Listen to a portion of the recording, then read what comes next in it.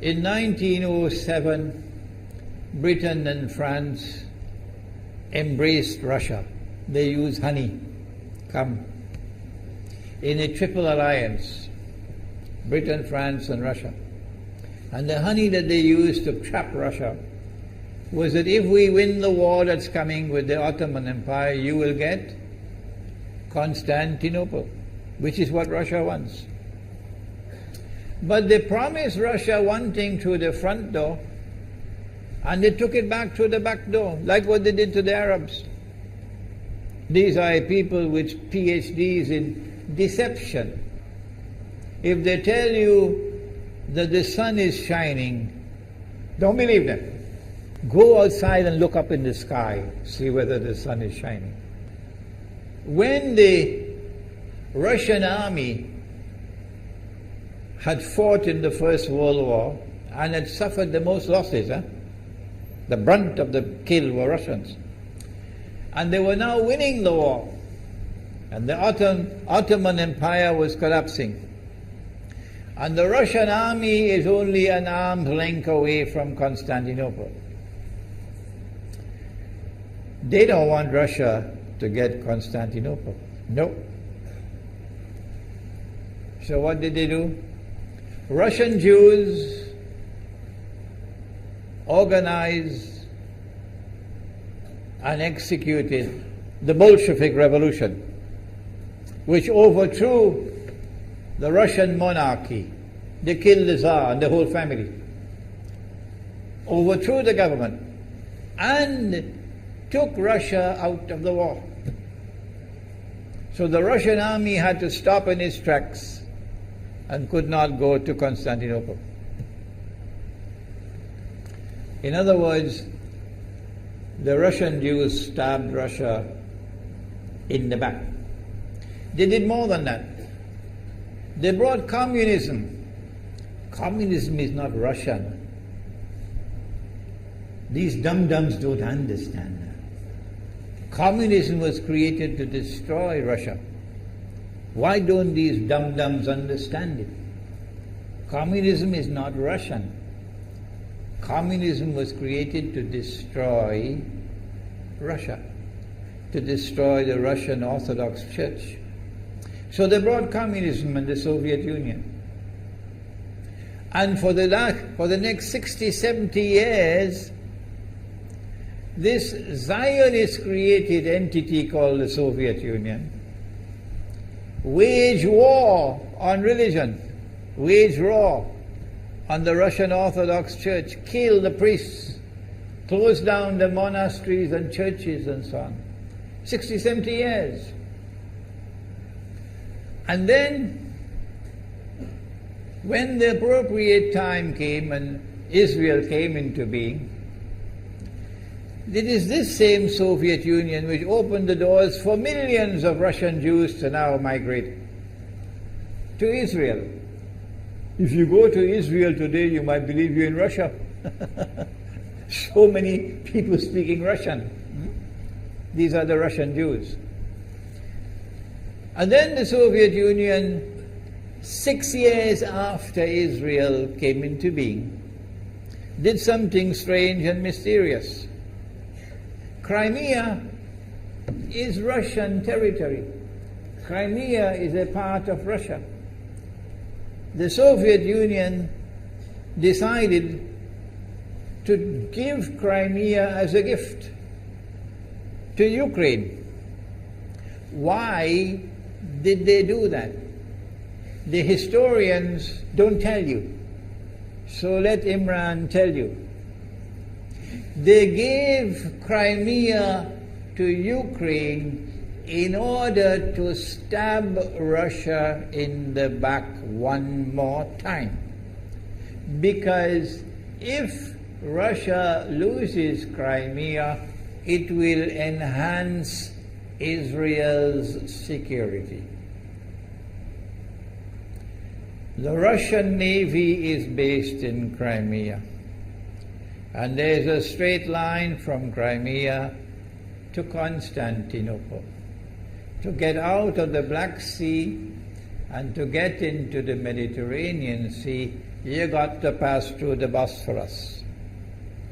And the city of Constantinople is located right there on the Bosphorus. So they gave Crimea as a gift to Ukraine. They never bothered to consult the people of Crimea and get their consent. No. They never bothered to seek the permission of the Russian people. No. They did more than that. Not only did they give Crimea to Ukraine, but earlier on they gave eastern Ukraine. Eastern, part of it is now eastern Ukraine was Russian. I used to think that the Soviet Union collapsed because of Allah's kindness. But I was wrong. No, it was the Zionists who brought down the Soviet Union because they didn't need it anymore. Like tomorrow they wouldn't need you anymore, Saudi Arabia. And they wouldn't need you anymore, Islamabad. When will you understand that? They'll just throw you to the dogs. You served them long enough. So they brought down the Soviet Union. Why? So that Ukraine might emerge as an independent state. That's danger for Russia. They prepared the way. And now Ukraine emerges as an independent state. So the rope is around Russia's neck now. And from that day, when the Soviet Union collapsed, until yesterday, the relationship between Russia and Ukraine was always problematic. But the people of Ukraine still had the good sense and wisdom to appoint a government that was pro-Russian. The Zionists decided it's time for us to use our, the street demonstrations. And last October, November, December, the world witnessed Caracas all over again. And eventually, the Zionists got what they wanted. You have the money, and you can send in your special people, snipers who will kill, and so on, throw petrol bombs and so on. And eventually they got what they wanted. They created enough havoc. May Allah protect Malaysia from that. Ameen. Ameen. And the president of Ukraine fled. He's a democratically elected according to your method, Mr. Obama, according to your system. He's a legally elected president of Ukraine. And he had to flee. The new government in Ukraine is anti-Russian. That's what they wanted. That's why they brought down the Soviet Union, to bring in a Ukraine into being as independent state, and then to eventually get an anti-Russian government in Ukraine. If by Allah's kindness Putin had not intervened and been so spectacularly successful, this is what the plan would have been. The new government in Ukraine would have joined NATO, and Russia could not stop it.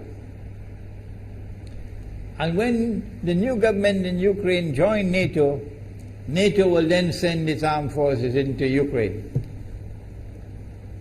It could include nuclear weapons. For the Muslim world to recognize and to see, I cannot influence governments, so what can I do? Don't bother, you waste your time with governments. But the people can understand that this was Allah's plan. They planned, the enemy planned for so long, and at the last moment Allah intervened. And Putin was able to get the people of Crimea to vote in a referendum. And they voted 90-something% in favor. of returning to Russia. They were a part of Russia, and they want to return to Russia.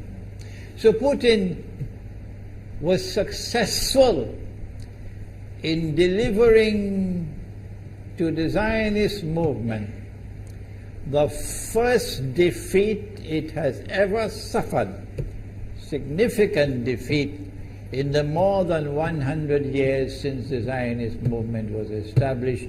If that is not a sign from Allah, it's time for you to wake up.